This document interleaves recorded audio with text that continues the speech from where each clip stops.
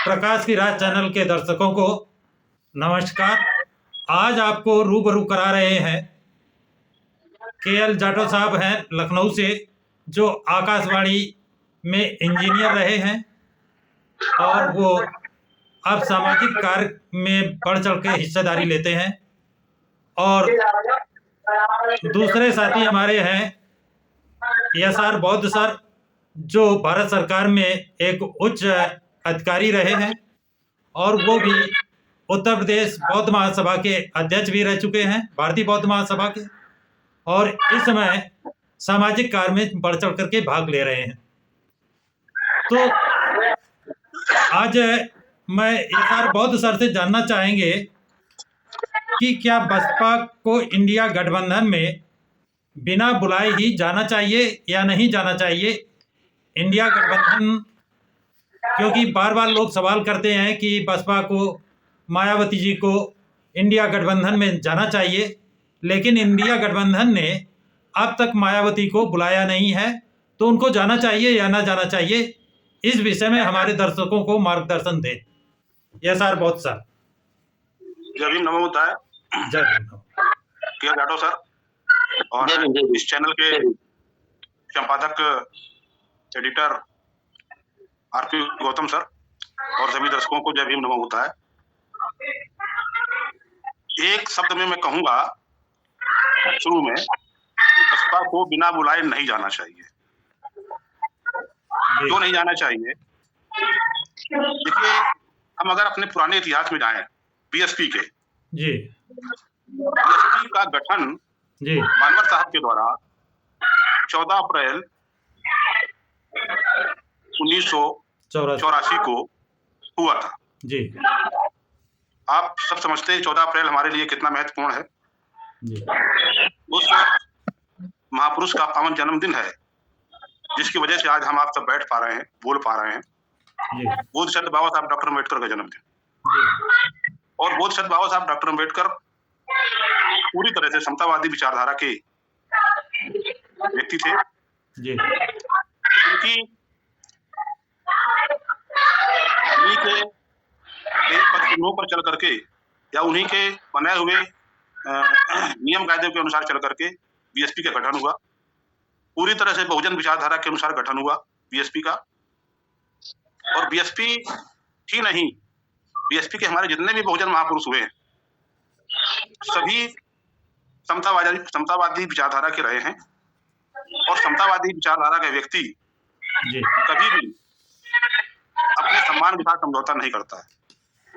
आज तक बीएसपी का इतिहास अगर हम देखें तो एक भी उदाहरण ऐसा नहीं मिलता है जिसने आउट ऑफ वे जाकर के बीएसपी ने कोई समझौता किया हो। गवर्नमेंट चार बार बनी, 3 बार समझौते के साथ बनी और 1 बार फुल प्लेस बनी। समझौते के साथ बनने के बावजूद बसपा ने अपनी नीतियों के साथ समझौता नहीं किया। तो मैं स्पष्ट रूप से कहना चाहूंगा कि बहुजन समाजवादी पार्टी बहुजनों के हितों को ध्यान में रखते हुए कभी भी असम्मानजनक समझौता नहीं करेगी, न किया है और न करेगी। बीएसपी को साथ में अगर इंडिया को लेना होता तो ससम्मान को आमंत्रित करना चाहिए था। आमंत्रित करना तो दूर की बात रही। एक ही उदाहरण, हम लोग यूपी के रहने वाले हैं। इस इंडिया गठबंधन के जो सूत्रधार हैं वो तो अब इस समय एनडीए में जा चुके हैं। नीतीश कुमार, वो यहाँ लखनऊ आए थे अखिलेश कुमार से मिलने, अखिलेश यादव से मिलने। क्या वो बहन जी के पास नहीं जा सकते थे? बहुत बड़ा प्रश्न। या कांग्रेस का नेता, कोई भी नेता, छोटा बड़ा या अन्य किसी तरह का कोई भी नेता, बहन जी से क्या किसी ने कहा कि आप आइए गठबंधन में? बहन जी कैसे जा सकती हैं? और ये इतिहास बीएसपी का रहा है कि बहुजनों के हितों के खिलाफ, बहुजन के सम्मान के खिलाफ बीएसपी ने आज तक कभी भी समझौता नहीं किया है। तो इसलिए बीएसपी को बिना आमंत्रण के नहीं जाना चाहिए। गौतम सर। जी सर। अब मैं केएल जाटव सर से जानना चाहेंगे, क्या बिना बुलाए अगर बहन जी जाती हैं इंडिया गठबंधन में तो उनको वो सम्मान मिलेगा जिसकी वो हकदार हैं?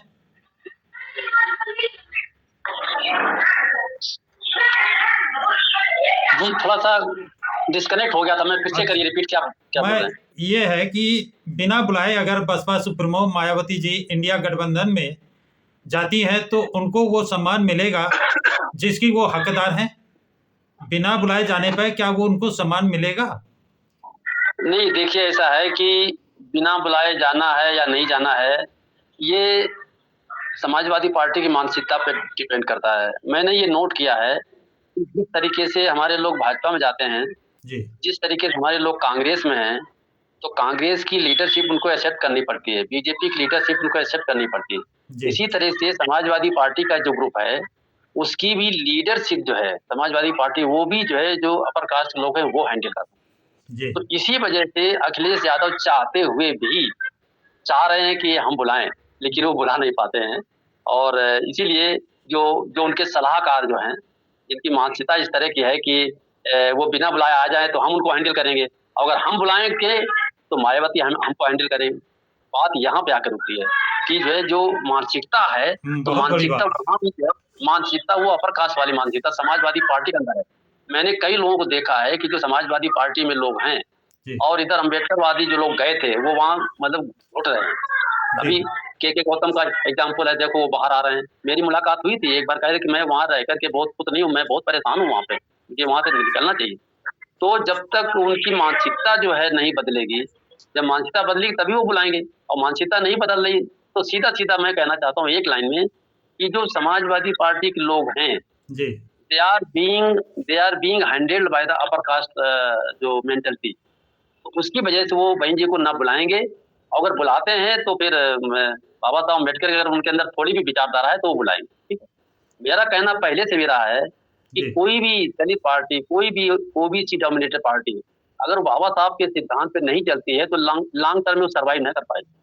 जी बैकवर्ड लोग जो राजनीतिक पार्टियां चला रहे हैं, जो संगठन चला रहे हैं, उनके संगठन, उनकी पार्टी अगर बाबा साहब डॉक्टर अम्बेडकर के सिद्धांतों पे चलती तब तो ठीक है, अगर उनके सिद्धांतों में नहीं चलेगी तो लॉन्ग टर्म तक सर्वाइव नहीं कर पाएगी। यही कारण है कि जो पिछली वर्ग लोग जो पार्टी चला रहे हैं, उनकी सोच अम्बेडकराइट नहीं है, उनकी सोच जो है वो साम्यवादी मान्यता जैसी है।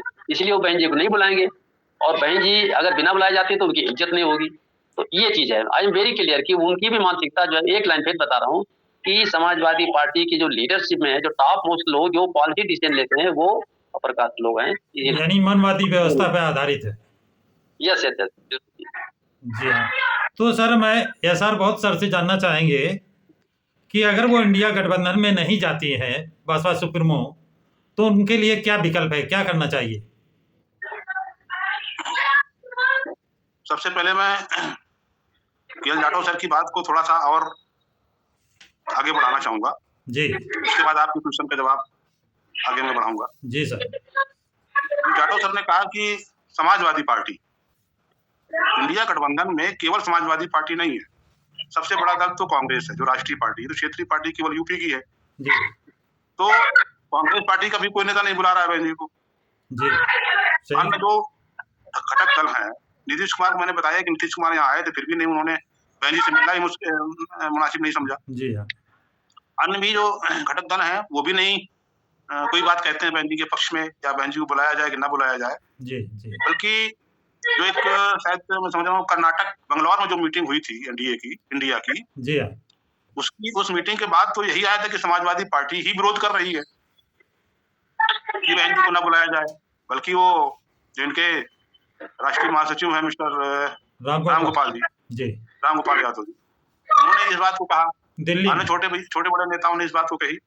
दिल्ली के मीटिंग में मिलाकर के बहन जी को इंडिया गठबंधन के जो प्रमुख दल हैं, प्रमुख दलों में तो सपा आती है जी, लेकिन जो आज की तारीख में लीडिंग में तो कांग्रेस ही बनती है, कांग्रेस का भी कोई नेता नहीं बुला रहा है। जी हाँ। अगर मैं आपके क्वेश्चंस का जवाब ये देना चाहूंगा। सर क्या है क्वेश्चन आपका? यदि इंडिया गठबंधन नहीं बुलाता है, इंडिया गठबंधन में नहीं जाती है, तो उनके पास क्या विकल्प है? सर मेरे समझ से इसमें 3 विकल्प आते हैं जी।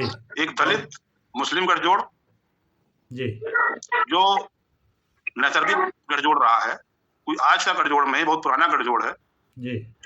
मानवर साहब ने भी एक बार इस बात को दोहराया था, कहा था कि दलित मुस्लिम करो विचार, दलित मुस्लिम करो विचार, जी कब तक सहोगे अत्याचार।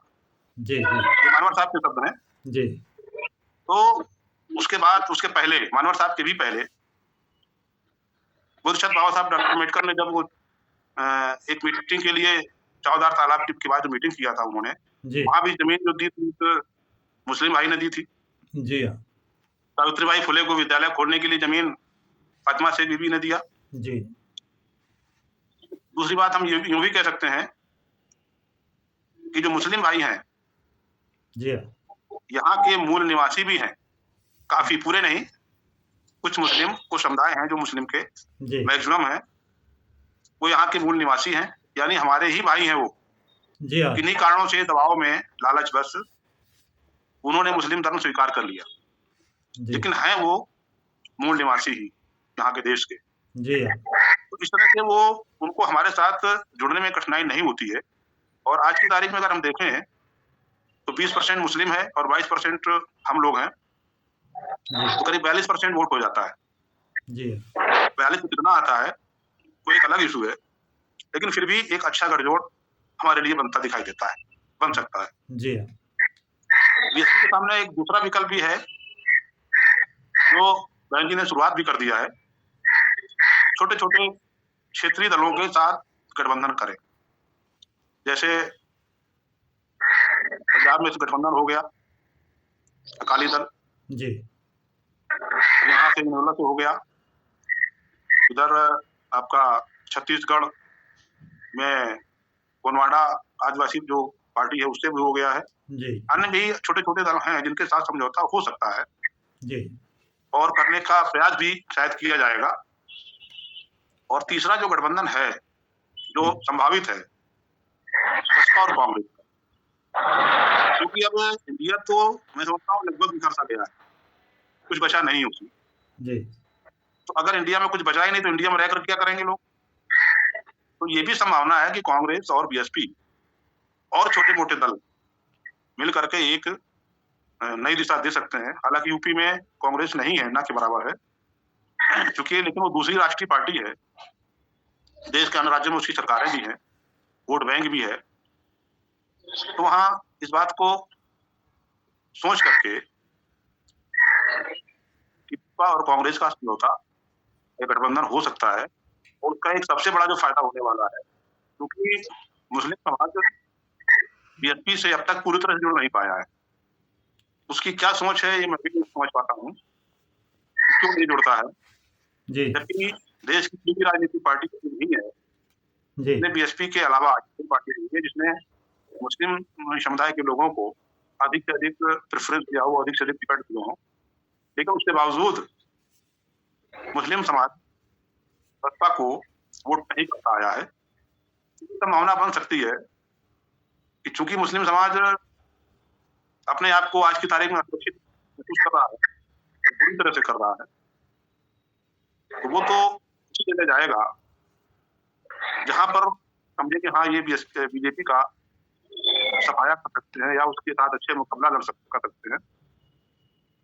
तो उस स्थिति में भी कांग्रेस और बसपा के साथ मुस्लिम भाई आ सकते हैं। तो ये एक अच्छा विकल्प होगा कांग्रेस और बसपा का गठबंधन। गौतम सर। जी सर। अब मैं केएल जाटव सर से जानना चाहेंगे, यदि मुस्लिम नेताओं से बात नहीं बनती, क्या मुस्लिम समाज और बसपा एक साथ आ सकते हैं? जी गौतम साहब, मेरा बिल्कुल स्पष्ट विचार है जी कि मुस्लिम समाज अब की बार 2024 के इलेक्शन में बीएसपी के साथ आएगा। क्यों आएगा उसका कारण है जी कि मोदी एंड कंपनी की वजह से जो इन्होंने सरकार चलाई है पिछले 5 साल और पहले भी चलाई थी, तो इसमें ज्यादातर उत्पीड़न और शोषण जो है या तो दलित वर्ग का हुआ है और या मुस्लिम वर्ग का हुआ है। यही लोग मारे गए हैं, मारे जा रहे हैं, या तो दलित मारे जा रहे हैं बीजेपी शासन में, या मुसलमान मारे जा रहे हैं, या फिर अति पिछड़ी जातियां मारी जा रही है, मोस्ट बैकवर्ड वो मारे जा रहे हैं। तो मेरा मानना है कि मोदी को हटाने के लिए, मोदी से जो अत्याचार जो किए हैं उनसे बचने के लिए, तो ज्यादा सफर कमती है, चाहे वो दलित हैं, चाहे वो मुस्लिम समाज हो, चाहे अति पिछड़ा वर्ग हो, ये एकजुट आएंगे। जी और जब ये एकजुट आ गए तो चाहते हैं तो फिर वो अपना जानेंगे। अभी असल में संदेश ये नहीं जा पा रहा है, पिछले वर्ग के अंदर ये संदेश नहीं जा पा रहा है कि मोदी अगर और मजबूत हुए तो लोकतंत्र को खतरा है, संविधान को खतरा है। ये संदेश अभी जा ही नहीं रहा। वो तो ये सीधा मानते हैं कि मनुस्मृति लागू हो जाएगी, राम राज्य आएगा, संविधान अगर खत्म हो जाए तो ये दलित लोग पिटेंगे, इससे उनको कोई लेना देना नहीं ना। उनको तो ना उनके साथ कभी सामाजिक भेदभाव हुआ है, ना उनके साथ जो है तो और कोई, अब वो उनके अंदर शैक्षणिक पिछड़ापन है जरूर, लेकिन वो भी जो गांव में जो लोग हैं उनको क्या लेना देना। के लड़के हाई स्कूल पास, इंटर पास, MBA पास घूम रहे हैं, लेकिन कुछ सुनता ही नहीं।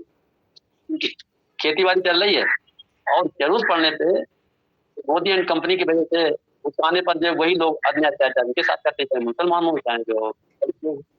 तो बैकवर्ड की एक अपनी प्रॉब्लम यह है कि उनको किसी तरीके कोई नुकसान नहीं। एक चीज और बैकवर्ड साथ जुड़ी हुई है कि उनके यहाँ जो अपर कास्ट लोग खासतौर से ब्राह्मण तबका है वो पूजा पाठ करा होता है।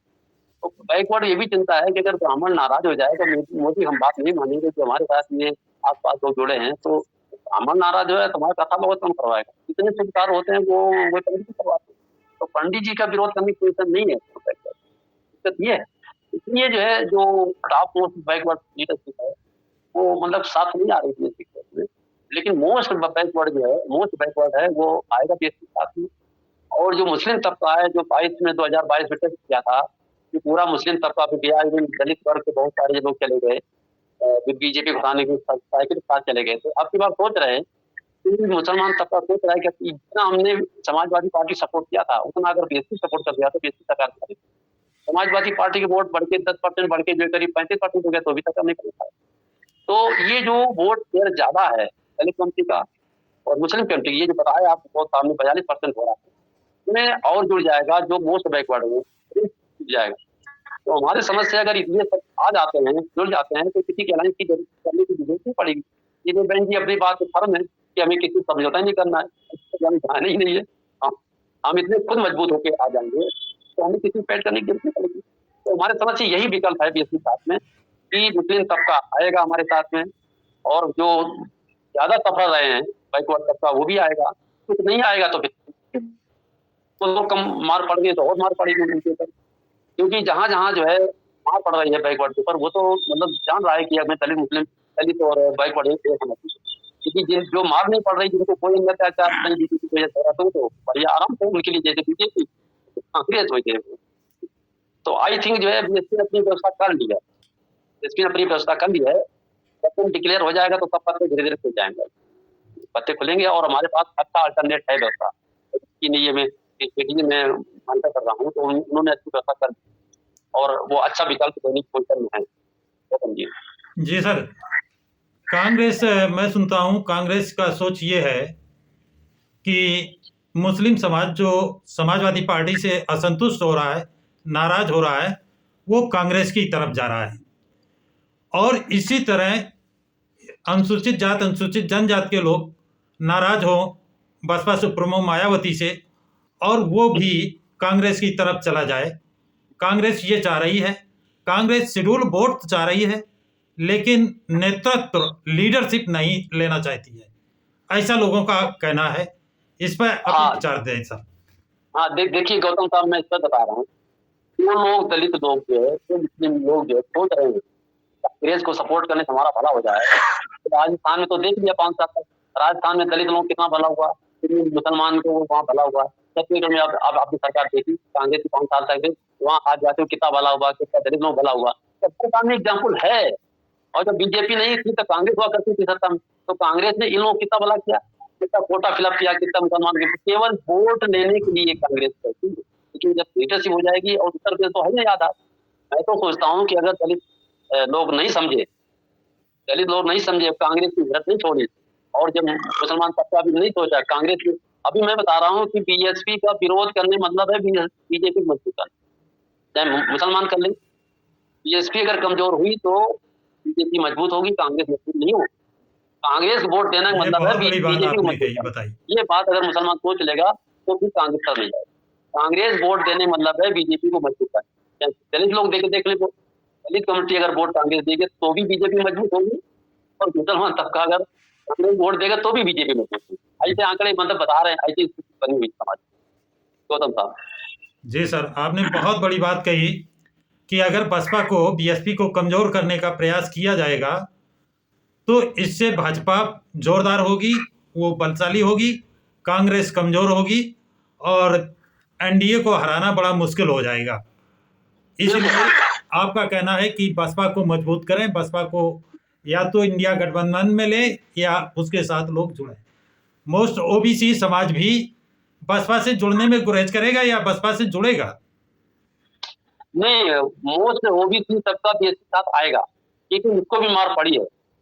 मोस्ट ओबीसी जैसे राजभर कमेटी है और जो दूसरी जातियां हैं, वो उनको मार पड़ी है, उनको नुकसान हुआ है। तो जिनको नुकसान हुआ बीजेपी की वजह से, वो बीएसपी के साथ आएंगे। जिनको नहीं नुकसान हुआ तो जाने की जाए। अभी अगर ये संदेश वो समझ रहे हैं कि बीजेपी के आने से संविधान को खतरा है, लोकतंत्र को खतरा है, आरक्षण की व्यवस्था खतरा है, हर तरीके से खतरा है, तो वो आएंगे बीएसपी के साथ। और उनको लगता नहीं कि मोदी जी जो भी है वही सही है, तो फिर जाए ना उधर, तो जाएंगे उधर। जी तो फिर जो भी होना है तो फिर किस बात की है।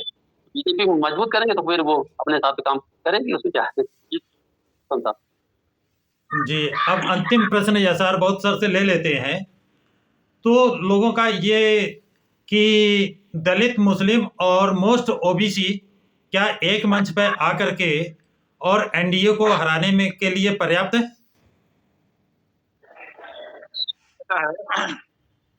दलित, मुस्लिम और ओबीसी, जी, मोस्ट ओबीसी पर पिछड़े इनको मिला करके दलित में तो ऑलरेडी है ही है, और ओबीसी आपने जोड़ दिया जी, तो 85% हो गए।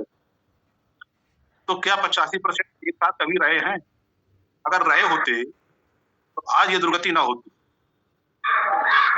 ओबीसी के मामले में एक बात बताना चाहूंगा, सबको जानकारी भी है, जाटव सर को भी जानकारी है कि मानवर साहब ने ही ओबीसी के अंदर राजनीतिक जज्बा पैदा किया। जितना सम्मान, जितना स्थान ओबीसी को बसपा के कार्यकाल में मिला, मानवर साहब ने दिलाया, बहन जी ने दिलाया, इतना किसी भी राजनीतिक दल ने नहीं दिलाया। मानवर साहब ने नारा दिया था एक, जिसकी जितने हिस्से भागीदारी उतनी उसकी हिस्सेदारी। हाँ जी जी, जिसकी जितने हिस्सेदारी उतनी उसकी भागीदारी, उसकी इतनी हिस्सेदारी। जी, तो इस थीम के तहत, इस बात के तहत मानवर साहब ने हमेशा शूद्रों के साथ, शूद्र में सभी आ जाते हैं, दलितों के बाद जो अतिशूद्र हैं उनको जोड़ा, ओबीसी के अन्य जातियों को जोड़ा। और इनको कैसे जोड़ा जाए, ये तो मानवर साहब का पुराना जो एक सिद्धांत है, कैडर कैंप के द्वारा जोड़ा जा सकता है। उनको अपना पुराना इतिहास बताइए कि मानवर साहब ने जब वामसेफ का गठन किया था, वामसेफ के द्वारा जो कैडर कैंप लिए जाते थे, उसमें उसी के द्वारा ओबीसी के लोग या इनको अति पिछड़ी जातियां कहते हैं, इनको जोड़ा गया और उनको जुड़ने के बाद ही उनके अंदर राजनीतिक जज्बा पैदा हुआ। वरना जो हमारी अन्य पिछड़ों की जो जाति पार्टियां हैं वो कहीं दिखाई भी ना देती।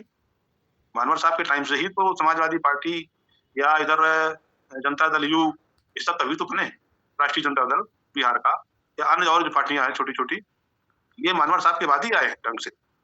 जी, तो अति पिछड़ी जातियों को या ओबीसी की जो पुरानी जातियां हैं, जो बड़ी जातियां जिन्हों कहते हैं, यादव है, कुर्मी है, जिनको अति पिछड़ी में नहीं माना जाता है, तो ये तो ऑलरेडी समर्थ है।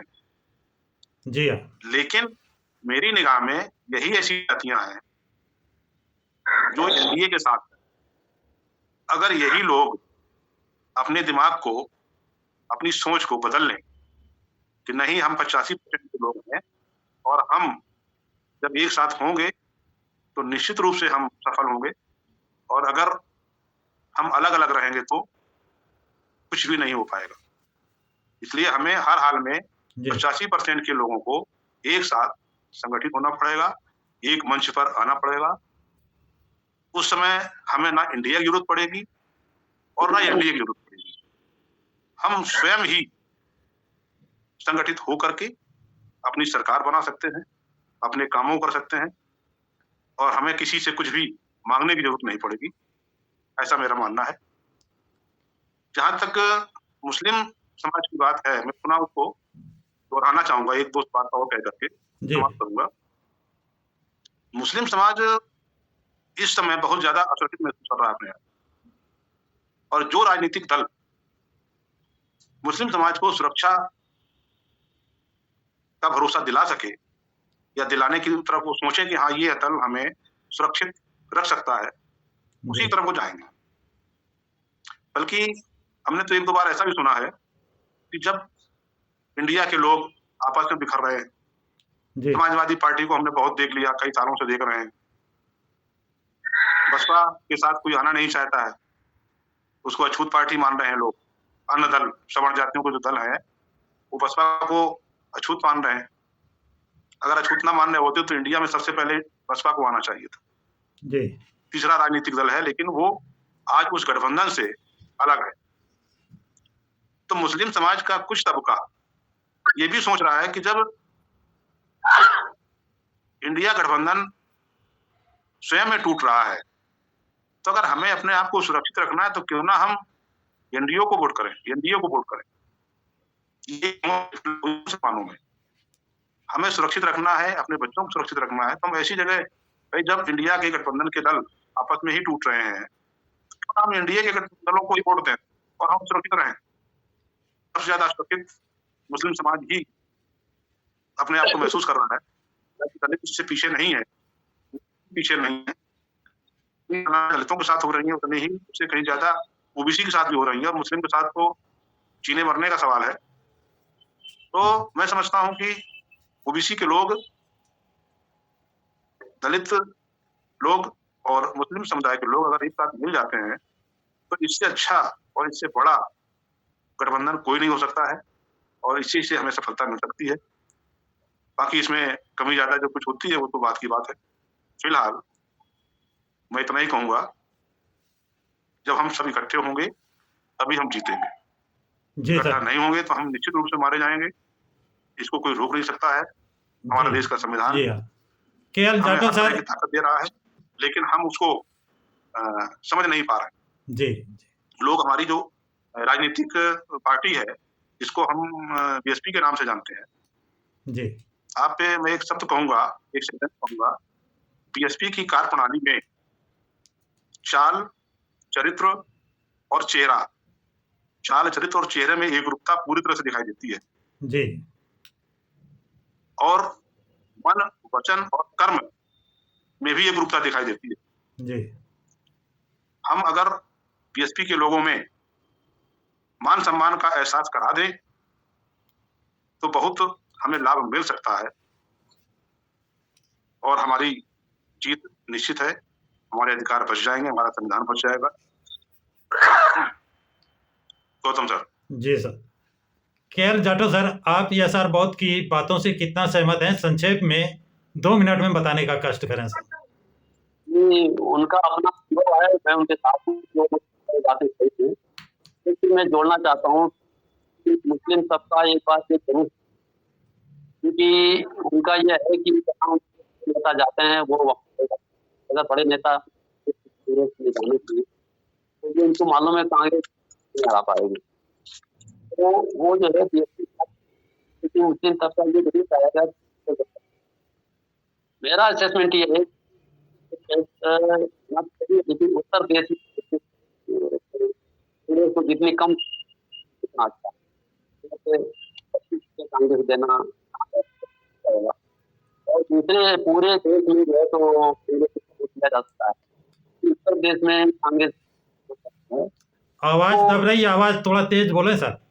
हाँ, ये हो सकता है कि मुस्लिम सबका ये सोच रहा होगा कांग्रेस हो जाए, तो फिर हम कांग्रेस चलेंगे, लेकिन अभी कुछ पक्का नहीं है कि बनते हैं अंदर अंदर क्या बात है।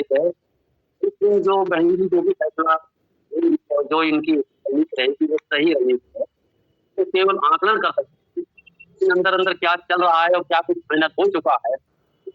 कांग्रेस असल में कांग्रेस की जो लीडरशिप है गांधी जी की नहीं है, लीडरशिप है वो लोग हैं वो हावी हैं।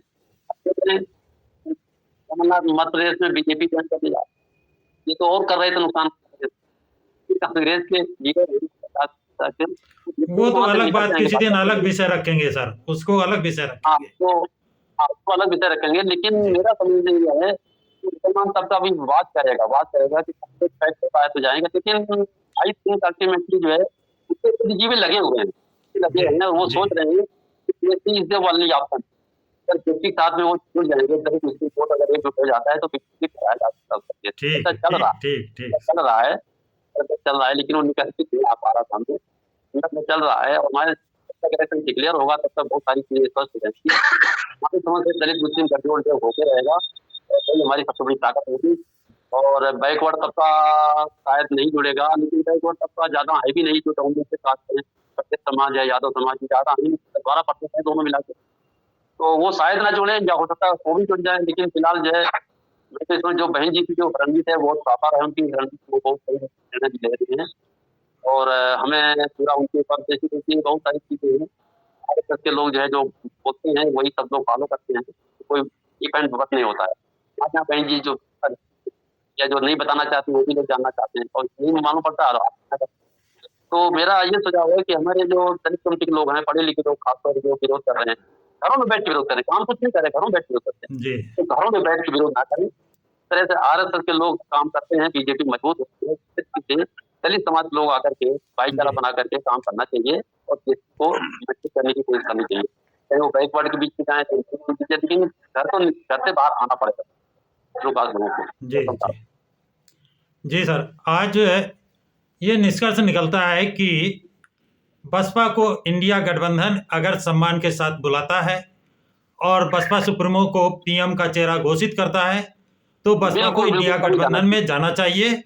और अगर सम्मान के साथ बसपा को इंडिया गठबंधन नहीं बुलाता है, तो दलित, मुस्लिम और मोस्ट ओबीसी को मिल करके और इतने बहुमत में पहुंच रहे हैं कि इनको सरकार बनानी चाहिए। हाँ, ये संदेश गांव तक जाना चाहिए। ये बैकवर्ड कम्युनिटी के लोग जो हैं, समाजवादी पार्टी हो गए या कांग्रेस हो गए, ये संदेश गांव तक भेजना है कि बहन जी को अगर हम जो है प्रधानमंत्री चेहरा बनाएंगे तो बीजेपी को हराया जा सकता है, अदरवाइज बीजेपी को हराना मुश्किल। बसपा ने अभियान और चालू जो किया है सर, हाँ गांव चलो और घर घर चलो अभियान चल रहा है। हाँ गांव जा रहे हैं और घर घर जाकर के इस अभियान को बसपा चला रही है। हाँ हाँ हाँ, यस यस, वो चलाना पड़ेगा, वो चलाना पड़ेगा, क्योंकि अगर हम लोग केवल घर बैठे विरोध करते रहेंगे, काम नहीं करेंगे, तो हम तो कमजोर हो रहे हैं और वो लोग मजबूत हो रहे हैं, वो बाहर जा रहे हैं। हमारे पढ़े लिखे लोगों को बाहर आना चाहिए। अब और घर इस घर विषय जाके में हमारे सब अगला लोग लगे वीडियो रहते पे, हैं कि हमारे अगले लोगों को वीडियो में सर भी- बात रखेंगे इस पर, इस विषय में अगले एपिसोड में बात रखेंगे। आज की बात सर हाँ, यहीं पे आप लंबा समाप्त विषय है, करते हैं। बहुत लंबा विषय है, इस पे चर्चाएं तो बहुत लंबा समय लग सकता है। मैं तो अभी ज्यादा कुछ बताया नहीं, मैं तो बहुत कंक्लूडिंग मैंने बात किया है, लेकिन तो लंबा बताया है काफी सुंदर से कि मैं नहीं बता पाया हूँ।